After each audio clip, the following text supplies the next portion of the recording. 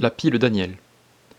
John Frederick Daniell est un chimiste physicien britannique qui met au point en 1836 une pile qui porte son nom.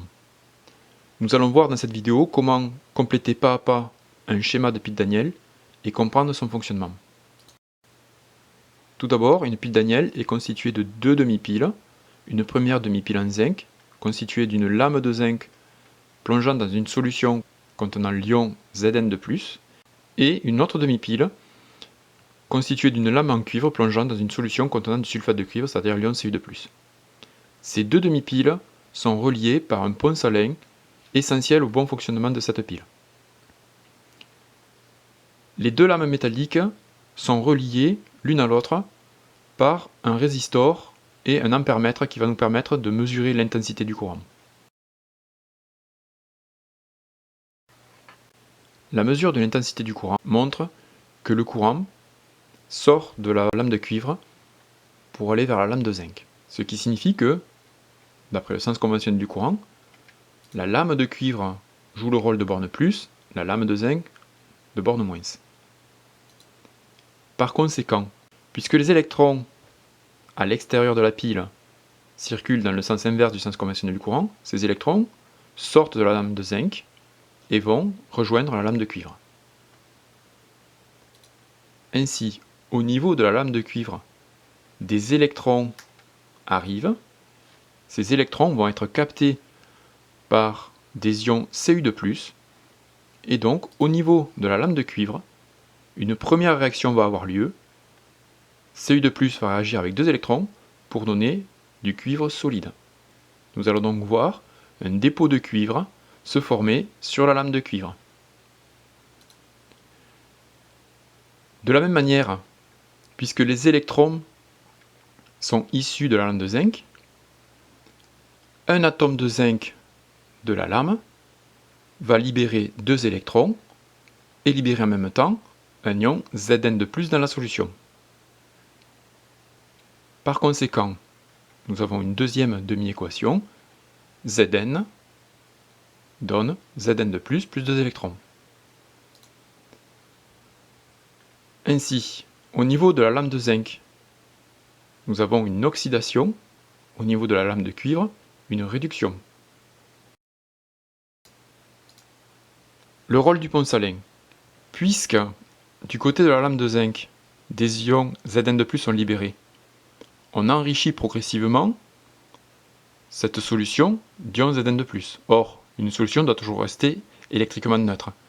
Donc, dans notre pont salin, nous allons libérer dans le bécher contenant la solution riche en ions Zn de plus, des ions nitrates, un autre moins, afin d'assurer l'électroneutralité en permanence de cette solution. De l'autre côté, même phénomène, puisque nous captons en permanence des ions Cu de plus, nous déséquilibrons l'électroneutralité et nous devons donc enrichir la solution en cations, c'est-à-dire anion, ammonium, NH4+. S'il n'y avait pas de pont salin, d'une, le circuit ne serait pas fermé, et deux, la pile ne pourrait pas fonctionner puisque on ne peut pas avoir de solution qui ne soit pas électriquement neutre. Au niveau de la lame de zinc, nous avons oxydation. C'est ce qui constitue l'anode de la pile. Au niveau de la lame de cuivre, nous avons réduction, c'est ce qui va constituer la cathode de la pile. Un moyen pour se souvenir, il y a toujours oxydation à l'anode, réduction à la cathode. Oxydation anode commence par une voyelle, réduction cathode par une consonne.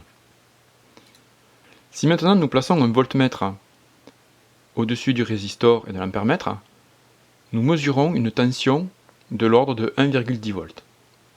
Alors pourquoi cette valeur-là? Elle s'explique par le fait que chaque demi-pile a ce que l'on appelle un potentiel. La demi-pile de zinc a un potentiel de moins 0,76 volts, celle en cuivre de 0,34 volts. L'écart entre les deux tensions est exactement de 1,10 volts. C'est donc la tension que nous mesurons aux bornes de la pile.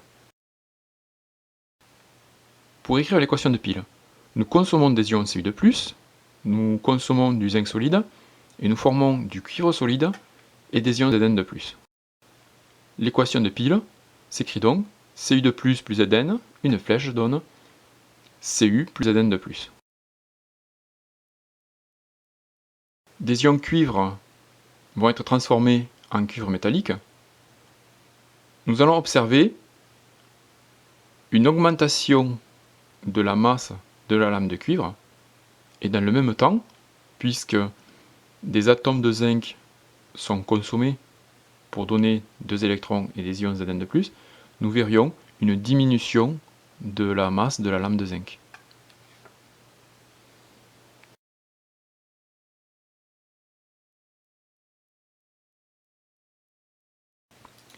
Enfin, l'écriture symbolique de cette pile Daniell est la suivante. Donc entre parenthèses, le signe moins, le couple oxydant réducteur de l'anode, Zn de plus, Zn, double slash, le couple correspondant à la cathode, Ci de plus Cu, et entre parenthèses le plus.